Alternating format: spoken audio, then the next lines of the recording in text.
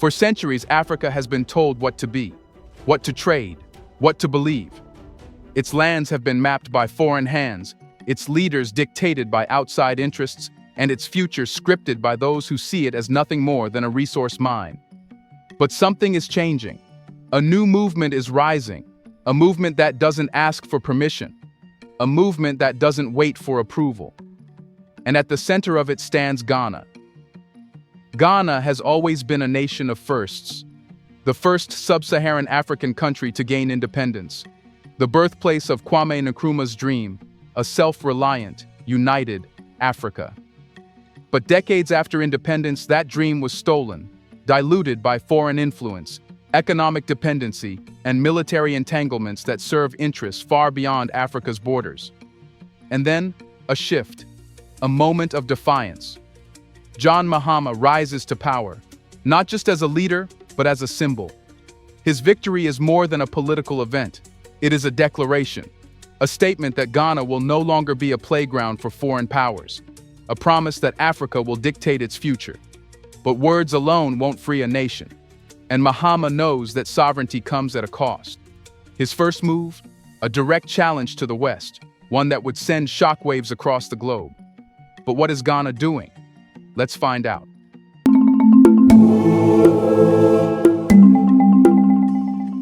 It all starts with Mahama's victory in recent elections. The morning after the election, Ghana woke up to more than just a new leader. It woke up to a new chapter in history. The streets were alive with celebration, but beneath the cheers and waving flags, something deeper was unfolding. This was not just another election. This was a message to Africa, a message to the world. For decades, Ghana had been caught in the delicate balance between sovereignty and foreign influence. Leaders came and went, some promising change, others maintaining the status quo. But Mahama's return to power was different. This time, the stakes were higher. This time, it wasn't just about governance. It was about rewriting Ghana's place in the world. His victory sent a clear and undeniable signal. The old order is shaking. To the West, Mahama's return wasn't just a political shift, it was a strategic threat. For years, Ghana had been a stable partner in their playbook, a country willing to engage diplomatically, to accept aid, military assistance, and economic partnerships that always came with invisible strings attached. But the world had changed. Africa had changed. In the past, foreign powers controlled African nations through direct colonial rule. When that ended, they adapted, using debt, military agreements, and political interference to maintain their grip. Ghana was no exception. And yet, here was Mahama, a leader unafraid to push back. His return to power signified something dangerous to those who benefited from Africa's reliance on Western policies. A country, rich in resources and strategic influence, choosing its path. This election, in many ways, was a referendum on Ghana's sovereignty. It was a test of whether the people would choose a leader aligned with the West's expectations or one who would chart a different course. The answer? Loud and clear. Mahama's win was not just his own, it was a win for a rising Africa that refuses to be dictated to. But why are we talking about his win? What does Mahama's leadership represent? Here's a reminder to please like and share the video and subscribe to our channel to watch more videos on Black culture, history, civilization, and identity. Let's continue now. Leadership is about more than policies. It is about perception. To many in Ghana and across the continent, Mahama represents an Africa that is done waiting for permission. He stands as a reminder that Ghana's independence was not won through negotiations, but through the defiant will of its people. His election symbolizes a rejection of Western paternalism. No more external forces treating Ghana as an experiment for democracy on their terms. A push for real economic independence, not just reforms that satisfy foreign investors, but policies that put Ghana first. A demand for respect on the global stage. Ghana is no longer a junior partner in world affairs. It is a sovereign nation with its priorities, and this shift is not just about Ghana. The rest of Africa is watching. Elections in one country rarely make waves beyond their borders. But this was different. Ghana is often seen as a political barometer for the continent, a nation whose democratic processes influence regional trends. Mahama's win sent shockwaves across Africa, where nations have long struggled to balance local governance with foreign pressures. Countries in West Africa, the Sahel, and beyond have been moving away from foreign control in recent years. The elections in Ghana served as confirmation that this momentum was growing. If Ghana, a country historically seen as stable and pro-West, could choose a leader advocating for self-determination, what would stop others from doing the same? The message was clear. Africa is no longer accepting leaders who prioritize foreign interests over their people. The era of puppet governments is fading. A new generation of leadership is emerging, one that values sovereignty over subservience. Ghana had just set the precedent. With every power shift, there are winners and losers, and Mahama's victory left some deeply unsettled. For Western nations, Ghana has always been a key regional ally, a country they could depend on to support their diplomatic and military strategies. But Mahama's return signaled uncertainty. Would Ghana still be willing to cooperate on military bases? Would it continue economic agreements that benefited foreign powers over locals? Would Mahama strengthen ties with other anti-Western African leaders? The uncertainty sent diplomats and analysts scrambling. Political think tanks in Washington, London, and Brussels were already drafting reports on what this meant for Western interests in Africa. The truth was simple. Ghana was changing, and there was no stopping it. For too long, Ghana's policies have been shaped by external forces, trade agreements, foreign aid, and military alliances that benefited outsiders more than its people. Mahama's election represents a return to something deeper, a return to Ghana's true identity. This is the Ghana of Nkrumah, the Ghana that refused to bow, the Ghana that dared to dream of an Africa standing on its own. But dreams are only as strong as the will to fight for them. And Mahama's biggest battles? They are just beginning. Because challenging the status quo comes at a price. Will Mahama succeed in his vision? Or will the forces of the old world fight back harder than ever before? The answers will shape not just Ghana's future, but the fate of an entire continent. Now, let's come to the decision that Mahama made, which made everyone talk about him. It was a decision no one saw coming. A move that sent shockwaves from Accra to Washington. John Mahama stood before the nation and declared what many had whispered but never dared to say outright. Ghana would no longer host U.S. military forces. For years, American troops had maintained a presence in Ghana under the guise of security cooperation. Now, Mahama had made it clear that era was over. This wasn't just a diplomatic shift, it was a direct challenge to the post-Cold War system that had allowed Western powers to use Africa as a strategic chessboard. And the world was watching. But why was the U.S. military in Ghana in the first place? Officially, the U.S. military's presence in Ghana was part of a broader security partnership. On paper, the mission was simple: help strengthen Ghana's ability to fight insurgency, respond to regional threats, and build a modern defense force. But the reality, far more complex. The U.S. has a long history of embedding itself within foreign militaries, not just to provide assistance, but to gain influence over key decision-making processes. The American military doctrine isn't just about fighting wars. It's about ensuring that allies remain dependent on U.S. military hardware, intelligence, and training.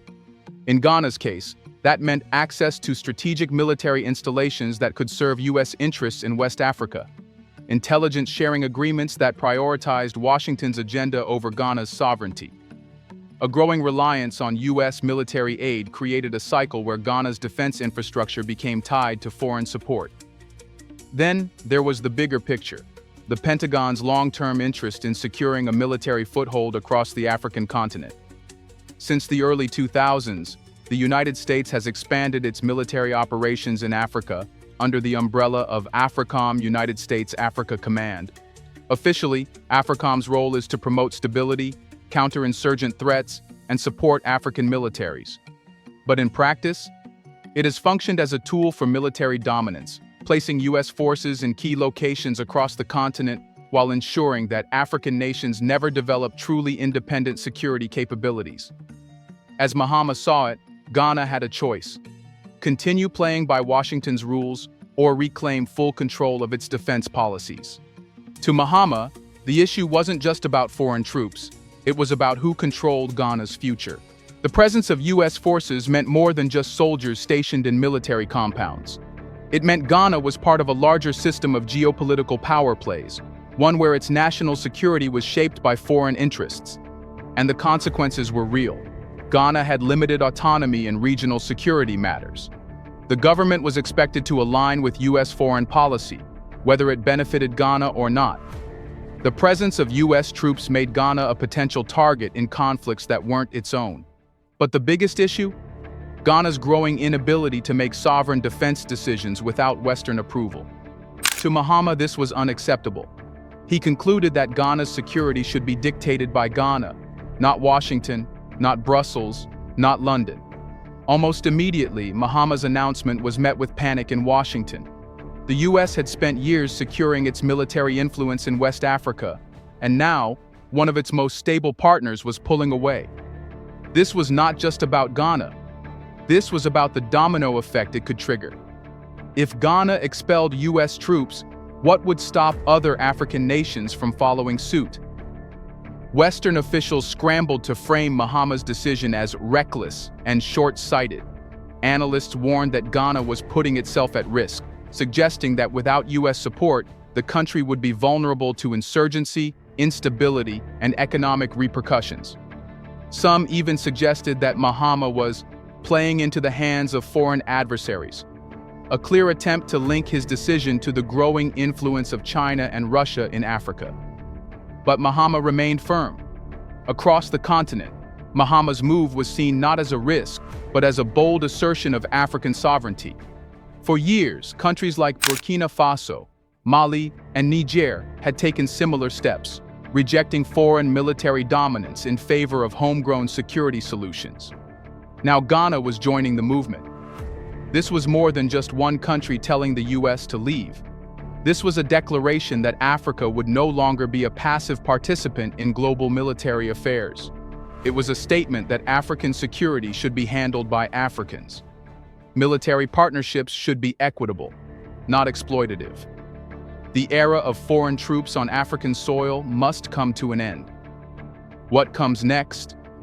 With U.S. troops set to withdraw, Ghana now faces a crucial challenge: how to build a truly independent defense system.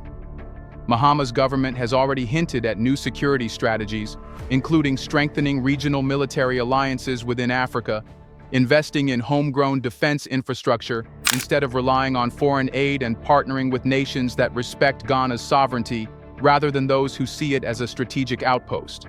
The road ahead will not be easy. Washington will not forget this.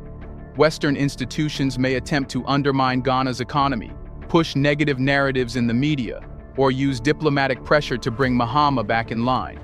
But one thing is certain: Ghana has made its choice. It has chosen sovereignty over subjugation, independence over interference, a future written by Ghanaians, for Ghanaians. And now, the question remains: will others follow? Africa was never meant to be divided. The artificial borders that now separate its nations were not drawn by its people, but by colonial powers that saw the continent as nothing more than land to be carved up and exploited. The result? A fractured Africa, where countries compete rather than collaborate, and where foreign powers continue to pull the strings of governments that should have long been independent. But a new vision is emerging, one that seeks to undo centuries of division and reclaim Africa's rightful place on the world stage. At the heart of this movement is Ghana's leader, John Mahama. His vision is not just about Ghana, it is about Africa as a whole. A united Africa, a self-sufficient Africa, an Africa that no longer relies on the West to define its future. To achieve that, Mahama is calling for something bold: African unity. For decades, Africa's greatest minds have dreamed of self-reliance. Leaders like Kwame Nkrumah, Thomas Sankara, and Patrice Lumumba spoke of an Africa that controls its resources, dictates its policies, and stands on equal footing with the rest of the world. Yet, despite independence movements sweeping across the continent, economic and political independence remained a distant illusion. Foreign control never really ended. It just changed form. African countries gained flags and anthems, but their economies were still tied to colonial-era currencies. They gained presidents and parliaments, but their policies were still dictated by foreign institutions like the IMF and World Bank. They gained constitutions, but their true sovereignty remained in question as foreign military bases ensured Western powers retained influence. Mahama sees this for what it is, a continuation of neo-colonialism, and his vision is simple. Africa must break free. But how? Again, unity. Pan-Africanism has been little more than an idealistic slogan, a concept discussed at summits but rarely put into action. Mahama wants to change that. His plan focuses on three core pillars: economic independence, resource control, and political and military unity. Each of these steps is a direct challenge to the status quo. For instance, Mahama is pushing for Africa to stop using foreign-controlled currencies like the CFA franc, a relic of French colonial rule that still determines the fate of 14 African nations. Instead, he envisions a pan-African monetary system that puts African governments in charge of their economies. He is also advocating for continental energy and infrastructure projects, ensuring that Africa builds for itself, not for foreign corporations. Roads, railways, and power plants should serve African industries, not foreign extractive operations. But perhaps Mahama's boldest move is his call for a stronger African security network. At the heart of Mahama's Pan-African vision is a simple but powerful belief: Africa should own its wealth. For centuries, Africa has been the richest continent in natural resources, yet it remains one of the poorest in economic terms. The reason? Its resources have always been controlled by foreign hands. Mahama has called for African nations to end exploitative trade agreements that allow Western corporations to extract minerals, oil, and agricultural products for next to nothing, while African economies see little benefit. He is also pushing for nationalizing key industries, so profits remain within Africa, building local refining plants so raw materials are turned into high-value products within the continent, and strengthening intra-African trade to ensure that African economies depend on each other rather than relying on Europe or the US. But changing the economic order comes with risks. Many African leaders who have tried to break free from Western economic dominance have faced coups, assassinations, or economic sabotage. So the question remains, can Mahama's vision survive the pushback? He is standing firm. All he needs is African unity, because if he archives that, nothing can beat Africa. Now we know one thing. Ghana's transformation is not just about one nation. It is about the awakening of an entire continent. For decades, Africa has been trapped in a cycle of foreign influence, economic dependence, and political submission. It has been treated as a land of resources rather than a land of power.